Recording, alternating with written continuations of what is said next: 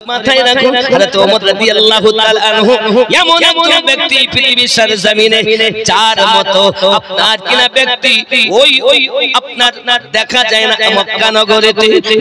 নগরে ওমর রাদিয়াল্লাহু তাআলা আনহু আস্তে আস্তে যখন আপনার বড় হলেন জওয়ান হলেন আবু জাহেলের মতো দুশমন আব্বা আমার মক্কা নগরে রাসূল পাক সাল্লাল্লাহু আলাইহি ওয়াসাল্লাম ইসলামের দাওয়াত যখন দিতে আরম্ভ করেছেন বাবা সঙ্গে সঙ্গে আমার নবী পাক আঘাত করে বিভিন্ন ভাবে আল্লাহ পাকের রাসূলকে অত্যাচার করে আবু জাহেল বিভিন্ন ভাবে কখন আমার নবী নামাজ পড়তেছেন গায়ে পিঠের উপরে পচা উটের ভুঁড়ি আপনার পিঠের উপরে চাপানো হয়েছে যে ঘরে আমার নবী আপনার নবী আরাম করতেছেন ওই ঘরে দরজার কাছে আপনার পচা ভুঁড়িগুলো নোংরা ময়লাগুলো আপনার রেখে দেওয়া হয়েছে নবী তো জাহান সাল্লাল্লাহু আলাইহি ওয়াসাল্লাম ঘর মুবারাকা থেকে বাইরে পার হয়ে ওই নোংরাগুলো নিজ হাতে পরিষ্কার করে আল্লাহ পাকের দরবারে ফরিয়াদ করছেন আল্লাহ মক্কা নগরে আমি নবীকে যারা চেনে নাও তাদেরকে আল্লাহ তুমি ক্ষমা করে দাও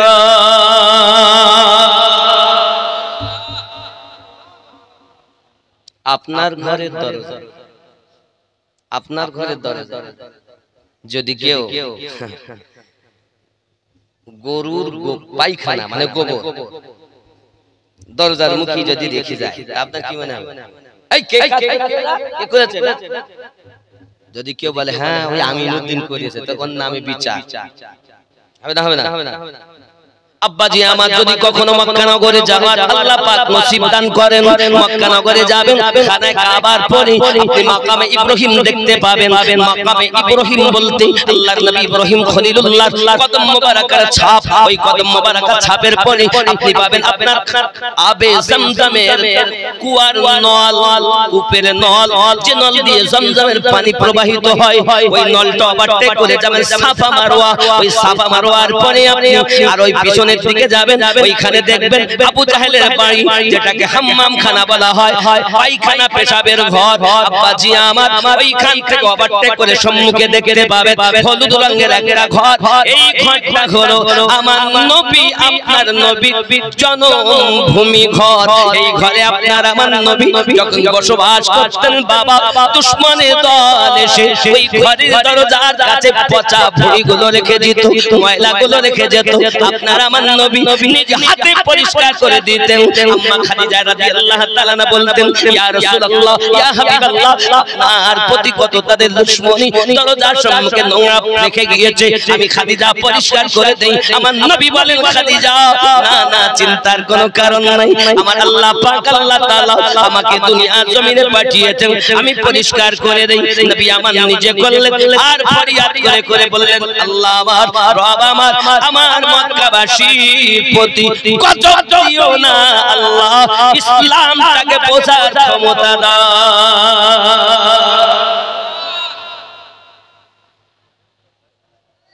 তিনি আমাদের নবী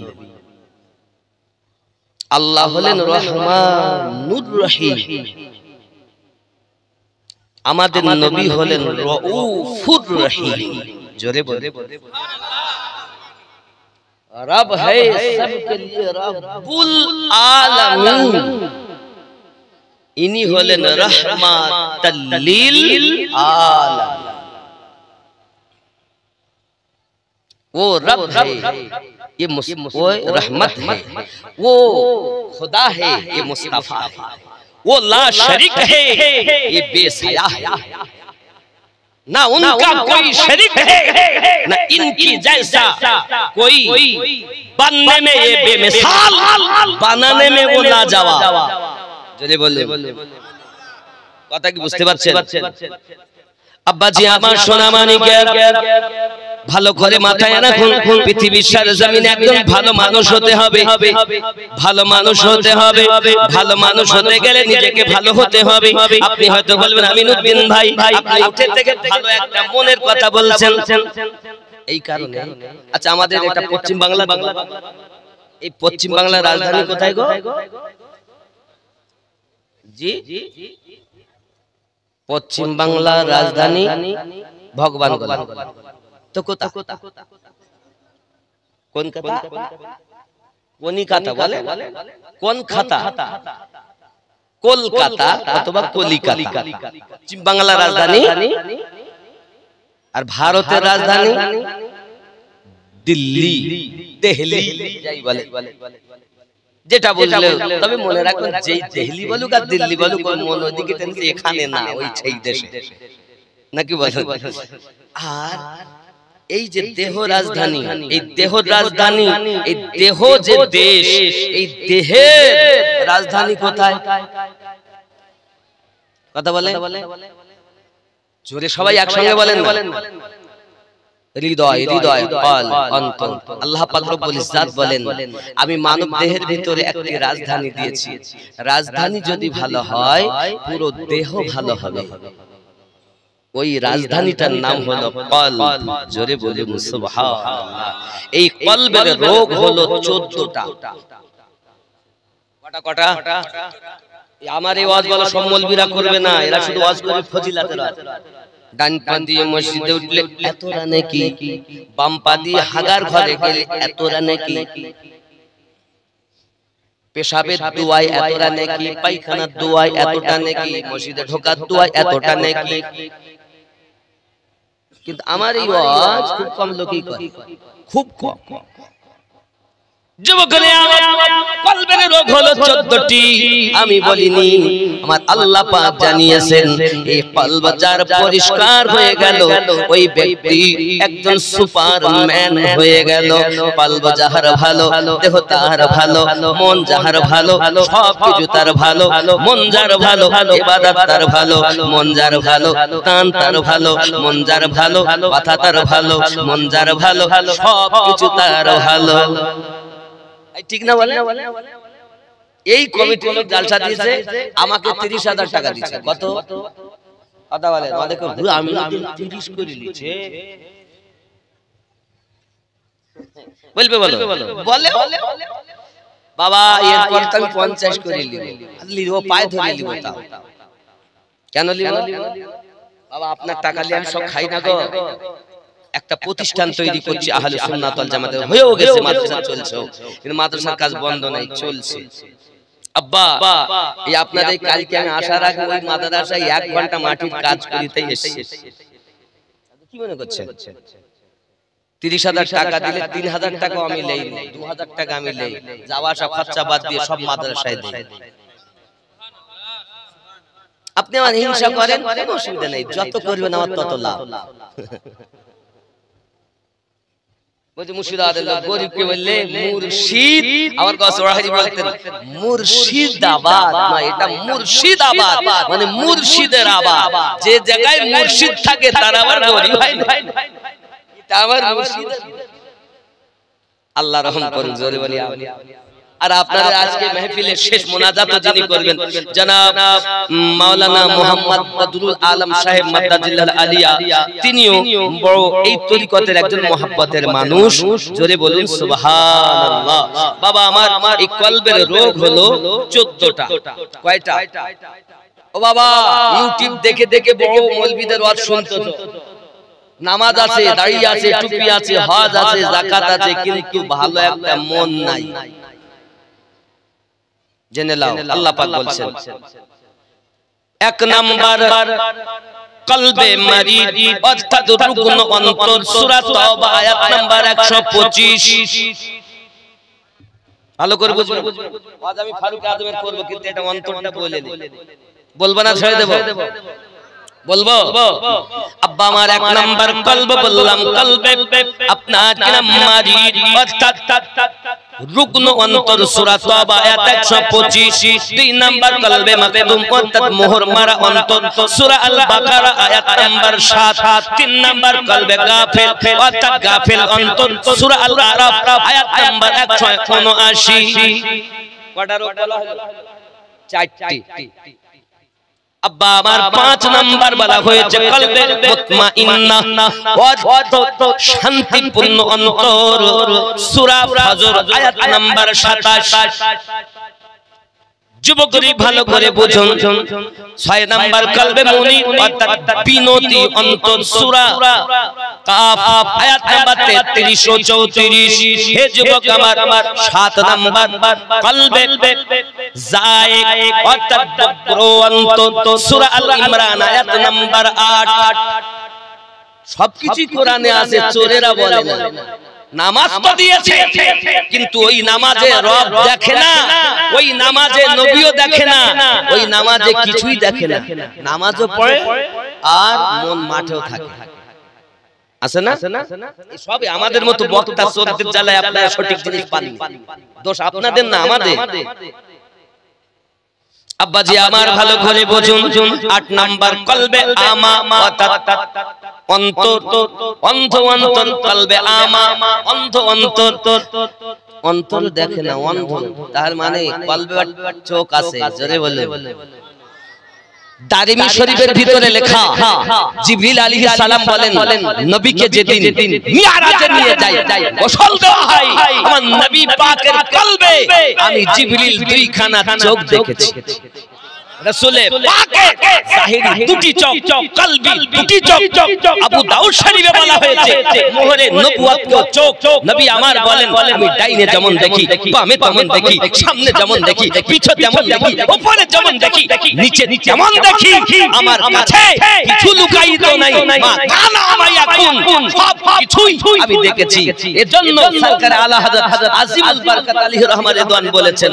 और क्या और कोई गायब है तुमसे नेहा हो भला जब खुदा ही ना छुपा तुम पे करोड़ों दरूद अरे बोलो বুঝতে হবে খালি পড়লে হবে না বোঝার নাম আসে বুখারী শরীফ যদি ইশকে রাসূলের কাছে পড়া হয় তো তোমার দেহের রোগ চলে যাবে আর বুখারী যদি দুশমনে নবীর কাছে পড়া হয় তো রোগ আসবে কি কি রোগ আসবে কিয়াম নাই দরুদ নাই দোয়া নাই মিলাদ নাই নাই নাই নাই কিছুই নাই ও আছে শয়তান কথা বুখারী যার কাছে পড়তে হয় বুখারী এমন মানুষের কাছে পড়তে হয় যার কাছে পড়লে বুখার চলে যায় রাসূলের দিদার নসিব হয় যুবক আমার কথা রাখ করো না 9 নাম্বার কলবে খাস অর্থাৎ বিনতি অন্তর সূরা আচ্ছা অন্ধ অন্তরটা আয়াত বলা হয়নি সূরা হজ আয়াত নাম্বার 46 9 নাম্বার কলবে খাস অর্থাৎ বিনতি অন্তর সূরা হজ আয়াত নাম্বার 54 10 নাম্বার কলবে কাসি অর্থাৎ কঠিন অন্তর সূরা আনআম আয়াত নাম্বার 43 11 নাম্বার কলবে মুকাফফাল অর্থাৎ তালা লাগানো অন্তর সূরা মুহাম্মদ আয়াত নাম্বার 24 12 নাম্বার কলবে মানসুর অর্থাৎ পর্দা পড়া অন্তর সূরা আনআম আয়াত নাম্বার 25 13 নাম্বার গালিজুল কলব অর্থাৎ কঠোর অন্তর সূরা ইউনূস আয়াত নাম্বার 88 14 নাম্বার কলবে মারিন অর্থাৎ জং ধারা অন্তর সূরা মুতাফফিফিন আয়াত নাম্বার 13 এই 14 প্রকারের কলবে রোগ যার আছে ওই ব্যক্তি নামাজ পড়লো নামাজ হইল না রে তোর নামাজের নিলি না খবর মন্ত্রী ধরলি না পড়লি নামাজ সারা জীবন ভর নামাজ হইল না রে তোর মসজিদে আযান দিলে সবার আগে যাও মসজিদ থেকে বাইরে এসে সুদের টাকা খাও নামাজ হইল না রে তোর নামাজের নিলি না খবর মন্ত্রী ধরলি নামাজ পড়লি নামাজ সারা জীবন ভর নামাজ হইল না রে তোর নামাজ তুমি ধর্ম জানো চুরি তোমার পেশা ওই নামাজ তোমার কবুল হবে কেমনে করলে আশা নামাজ হইল না রে তোর নামাজে নিলি না খবর নামাজের ভিতরে তোমায় মশাই কামড় দিলে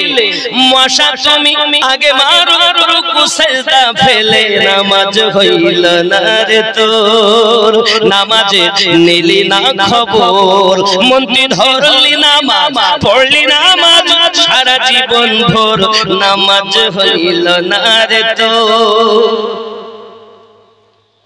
देह झुकाना इबादत नहीं जिस्म को झुकाना जाहिरी इबादत है दिल को झुकाना बातिनी इबादत है शरीयत लेकर इबादत नहीं होती है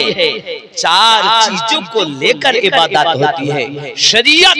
तरीक़त मारिफत हकीकत चार मिले हैं अल्लाह रे इबादत ये आवाज আপনাকে কোন মৌলবী বলবে শুধু আজ ফজিলত এই কাফের মুনাফিক কি শুরু করে এই ভারতে কোন মুফতিতে কোন বক্তাতে ইসলাম প্রচার করেনি করেছে আশিকে রাসূলে জোরে বলে যাই হোক রাগ করবেন না বাবা অনেক কথাই বলে ফেললাম একটু দরুদ আল্লাহুম্মা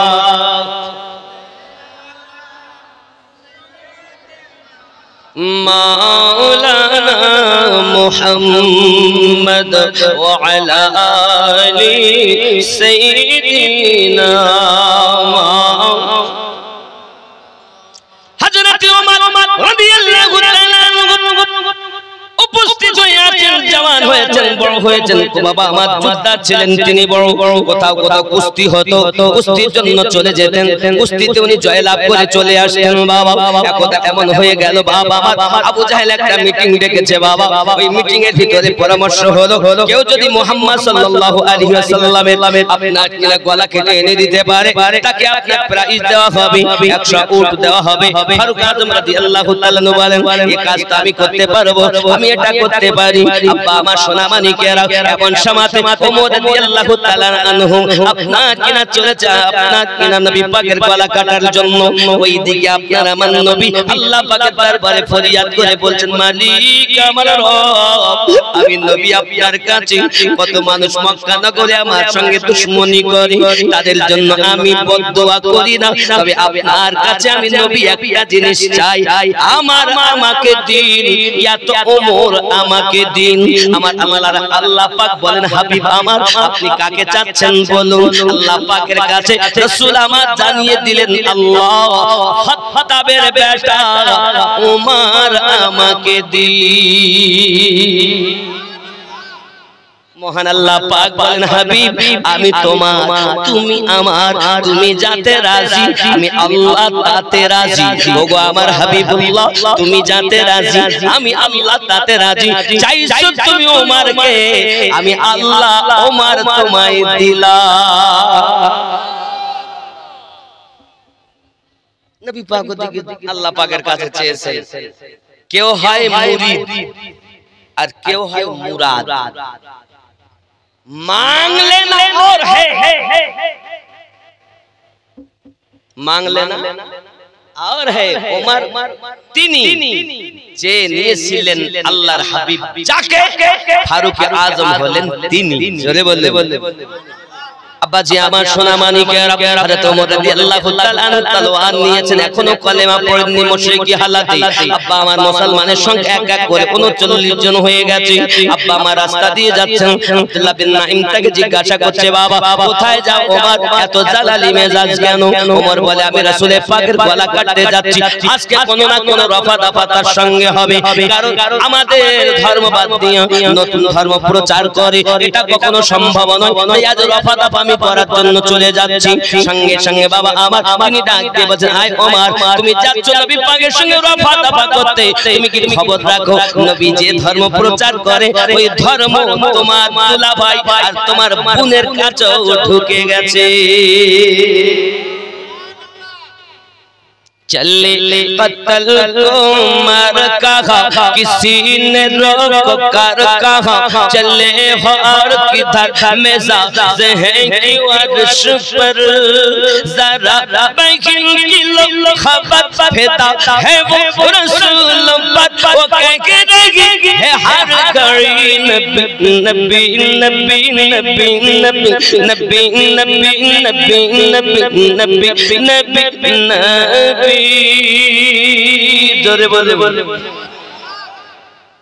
जमालियात आपसे तजल्लियात आपसे तखय्युलात आपसे तसर्रुफात आपसे